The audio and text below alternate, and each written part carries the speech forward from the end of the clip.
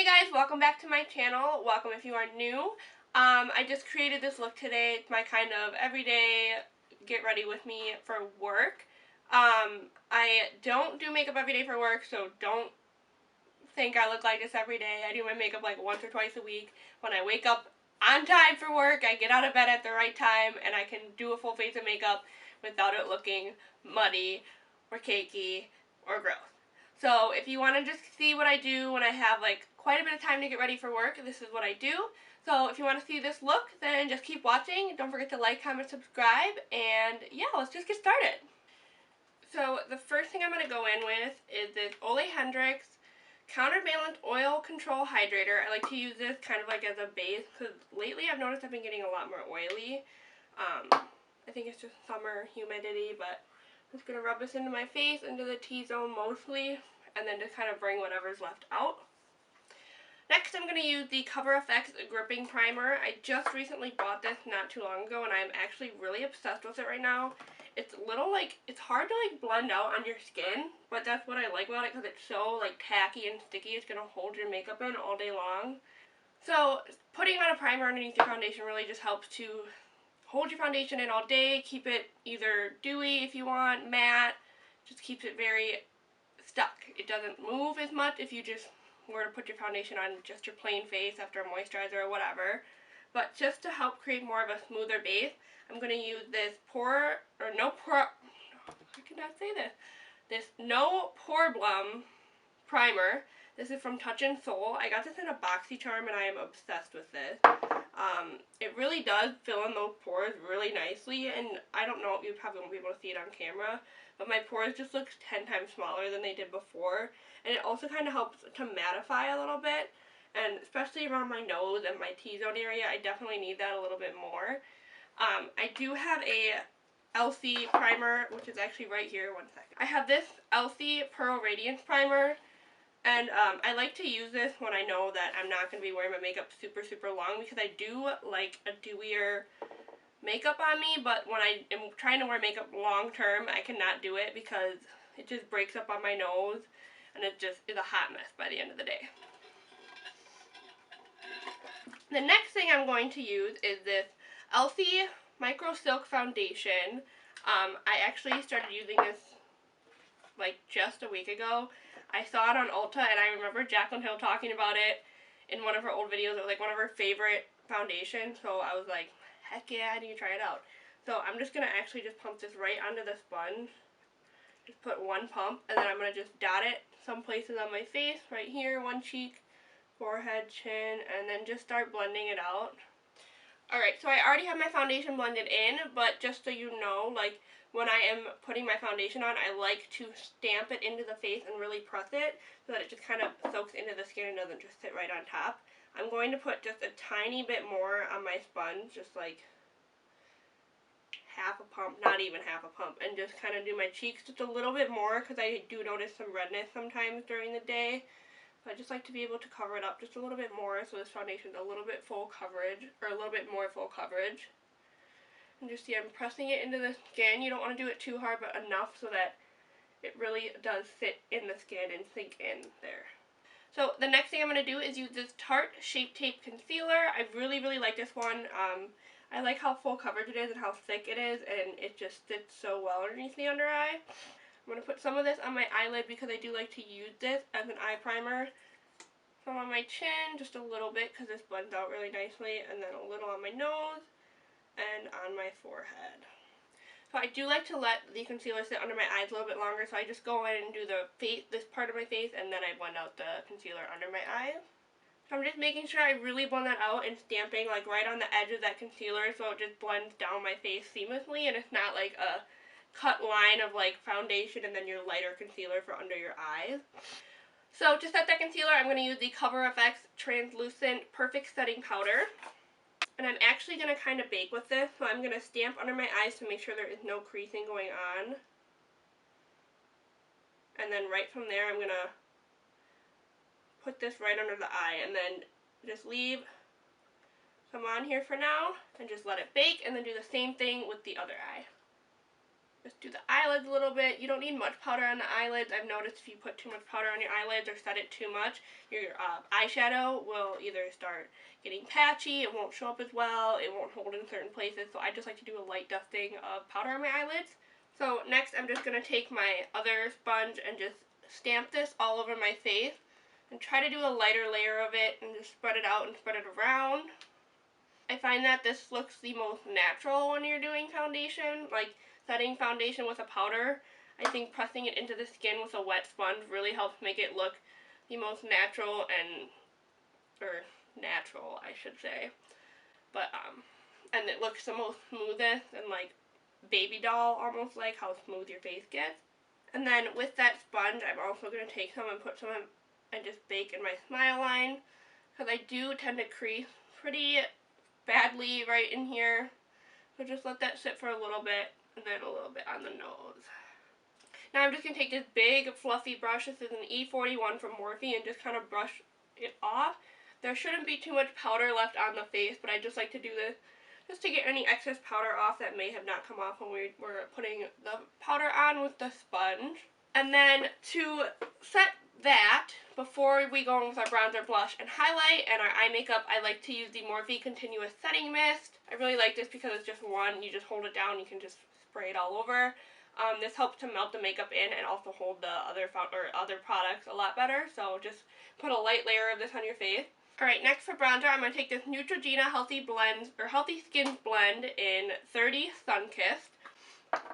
And my Morphe and Jaclyn Hill JH02 brush, and just swirl my brush in there, tap off all the excess. You can see all the powder floating off. This just helps to create not such a muddy look, and just gently start putting it on the cheeks. So I'm using this as a bronzer, so I can go a little bit more like crazy with it. I don't have to keep it so precise. This is just to warm up the skin and make us look a little bit more like I have a healthy bronze tan going on, because I sit in an office all day. I do not get very much sun. Up on the forehead, lightly, right into the hairline. I like to kind of like blend it into the hairline so it looks a little bit more natural and it's not just powder that you put on your face. Next I'm going to use this Maybelline City Bronzer. This is in 200. And I like this one, if I can get it open. I like this one because it's a little bit more cool tone, like especially compared to this one. This one's really like orange terracotta color, but it doesn't look like super orange and like a Oompa Loompa on your face. This looks really natural, which I love about this one, but this one is more of a cool tone, as you can clearly see in the pan. And it helps to create like a shadow, so when you can like accentuate your face in places that you want to accentuate it. And now for blush, I'm going to go in with this Becca Mineral Blush in Flower Child. It's a little mini size I got in a little set one year. So next I'm going to take this vintage, oh my hand, this is so dirty. I'm honestly like embarrassed to show it on camera. This is the Vintage by Jessica, not even going to try to say that last name. And this is the Face Highlighting Set in Rose Quartz and Chocolate Diamond. If I can open it and show you guys, this is what it looks like. This is a more pinky one, this is more like a taupey kind of color. I'm just going to mix them both together and just, you know, be extra. And I'm just going to place this on the high points of my cheeks, my nose, and my face, and just anywhere that I want to bring out some glow, you know? So next I'm going to do my brows, but I'm doing my brows off camera because, let's be honest, none of us can do our brows on camera. It takes us all a million years to do our brows, and I have to be an inch away from the mirror, so I'll be right back. So the brows are done. They're not looking too hot today, but it's fine.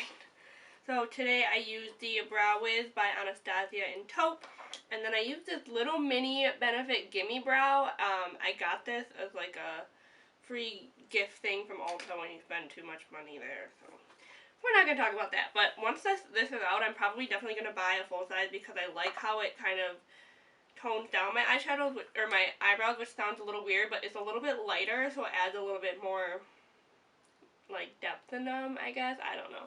So next I'm just going to do my eyeshadow with the Lorac Pro. I haven't used this in a while, and I saw someone do a tutorial on it, and I was like, yes, bringing them back. I love the Lorac Pro eyeshadow palettes. I haven't used them in a long time just because, you know, you just start accumulating so much and then you forget about the other stuff. So I'm going to use this today. I'm just going to go in this shade right here, which is Cool Taupe. On a big, fluffy, this is the JH30 brush from her Jaclyn Hill's eyeshadow brush collection. And just buff this in the crease. I'm using windshield wiper motions, circle motions, just kind of getting it really in there. I'm going to build this color up quite a bit so you can see it, and it creates a nice shadow for the some nice depth for the shadows we're going to put underneath. Next I'm going to go in with dark brown right here on a Morphe M441 brush. It's just a smaller version of that brush without a pointed tip.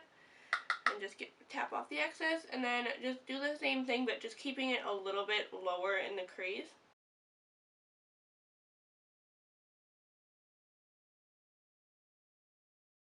And with this shadow, it's okay if you get some on your eyelid down here. I'm going to actually cut my crease and do kind of like a blended cut crease today. I've just been really enjoying those recently.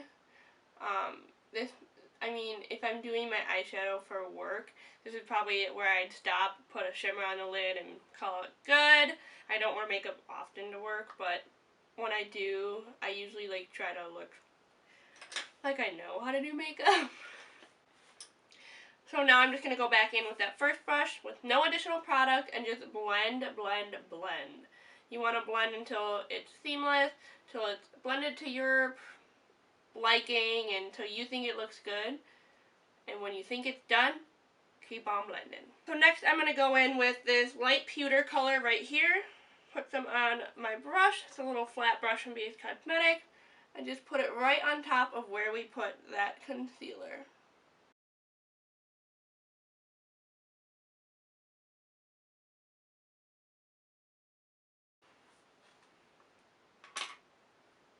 I'm going to go ahead and do that to the other eye, and then we'll blend out this edges right here. So I'm going to go in with a Morphe M433 brush and take some more of that dark brown color that we used earlier. And I'm just going to blend right above where we did that line. The eyeshadow that we used isn't dark enough for a really harsh cut crease. So I'm just going to kind of make it a little bit more intense. Put some right here and put it on the outer corner just to kind of blend in that shimmer we put on. And do the same thing for the other eye. So I'm just going to go in with the first shade we used, which was Cool Taupe, on a pencil brush. This is a C513 from Crown brush. And just dust this under the eye to create some depth and dimension down here. Next I'm going to curl my lashes and then put on some Too Faced Better Than Sex mascara with a little bit of the L'Oreal Voluminous Lash Paradise on top, and then I'll be right back. So, and then usually for work, I don't really put lipstick on. I just really just wear chapstick. I don't like having lipstick on because I drink water so much, and then I just have to constantly reapply it. So when I go to work, I just kind of, usually I exfoliate my lip, but I ran out of my exfoliator. So I just exfoliate my lip, put some chapstick on, and clean up the edges right here, and then I just wear my natural lip color. So this is the finished look. I hope you enjoyed watching. This is just kind of like my everyday, what I do for work. I mean, my eyeshadow isn't always these colors, it isn't always this dark, but on the days that I am waking up on time, knowing that I'm going to do my makeup and I want to look really good today, this is usually what I do.